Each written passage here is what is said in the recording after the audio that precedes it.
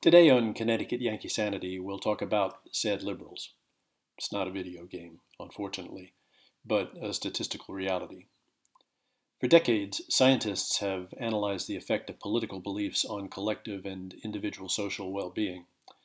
The media uses the happiness gap as a catch-all description, but the collective and the individual are distinct phenomena. Although some societies that practice liberal policies, such as in the Scandinavian countries, manifest collective social well-being, individual conservatives within those societies report a higher degree of well-being than the liberals. Liberals living in liberal societies, ironically, are not as cheerful as conservatives living in liberal societies. The condition of liberals living in conservative societies I'll leave to your imagination. Hint, look for examples in the current crop of Democratic presidential hopefuls. Well-being is admittedly a tricky concept to nail down, but it's still possible to arrive at a scientifically valid measure of it. To avoid putting you to sleep before we've barely begun, we won't go into the details of the regression analysis used to do that, but any viewer interested can post a comment and I'll be glad to provide reference links. For now, we'll simply consider the two principal measures scientists use to arrive at their conclusions. The first is life satisfaction, that is, how individuals view their personal circumstances. The second is that perennial liberal benchmark, feelings, in this case, feelings of happiness.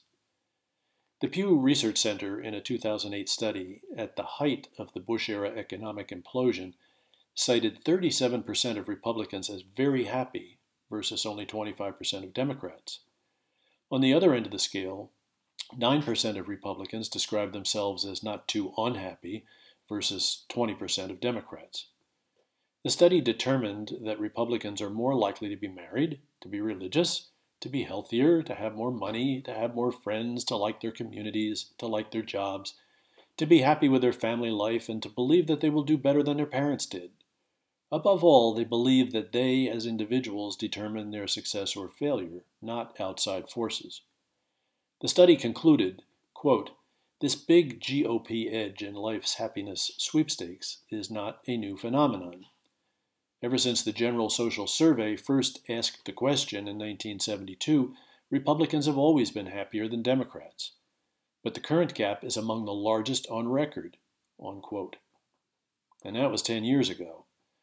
If things have gotten better for liberals since, it's not obvious. Here's the bottom line from, of all places, a University of Southern California study completed in June of last year.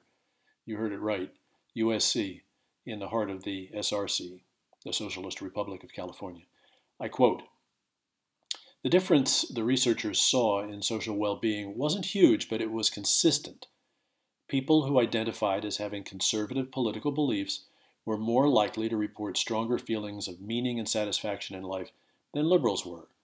The pattern held true, whether participants were asked to assess their satisfaction with the previous 24 hours or to look at their lives as a whole." So, why the liberal gloom? In contrast to conservatives, liberals tend to experience the world as a hostile place. Here's a random list based on Democratic primary campaign rhetoric and candidate websites of things they perceive as threatening. Not all of the items are exclusive to them, but they're more likely to go off the deep end over them, making themselves, and if possible the rest of us, miserable.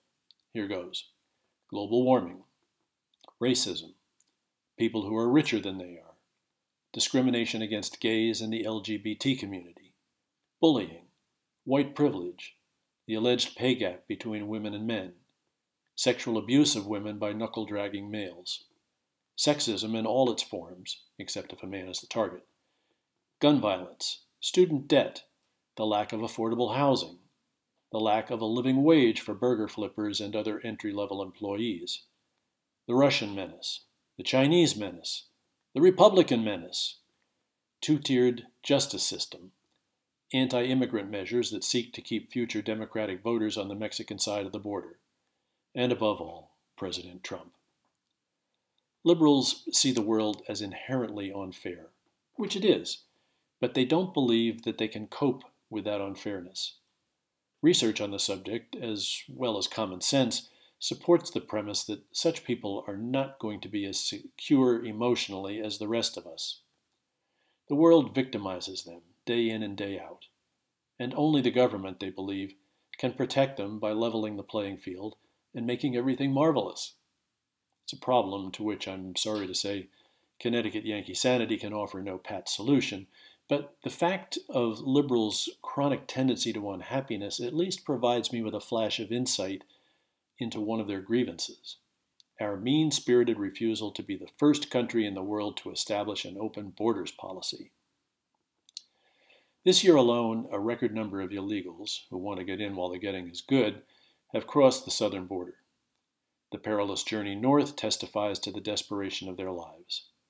They don't arrive smiling and laughing, except maybe a little bit if they've managed to outfox the Border Patrol. And there you have the explanation for the liberals' championing of their cause. Misery loves company. The millions of unfortunates pouring into the country and taking up residence are unhappy people, just like them. They confirm our native liberals' view that the world is indeed a rotten, scary place. The determination of the president to put a stop to this influx only confirms their darkest fears and reinforces their conviction that the United States is a long way from becoming the Sesame Street world in which they'd like to live. That the Trumpster should, in addition, enjoy personal happiness and be satisfied with his life circumstances has to be a principal cause of Trump derangement syndrome. What to make of all of this?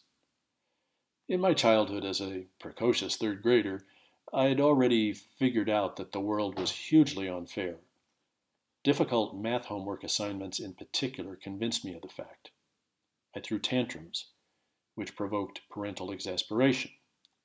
I threatened to eat worms if my parents didn't do something to set my teacher straight on her unjust expectations. One day my mother did do something. She handed me a can of worms and said, "Go ahead, you little turd, eat them." It was an epiphany. I'll always love her for it, even if it did take me more decades into adulthood than I care to admit to cancel my Democratic voter registration and cop a bit of happiness. Thanks for watching. Be sure to click like and subscribe to support the channel and pass the link along. We'll see you back here next time.